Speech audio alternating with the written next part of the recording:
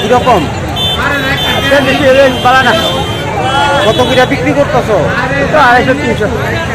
গেছবার কিরকম হয়েছে? গতবার থেকে কম। কালকে বিক্রি করছিলানি? হ্যাঁ, কালকে ভালো। কিরকম হয়েছে? এরকম আজকে অক্ষম অব্দি 250-300।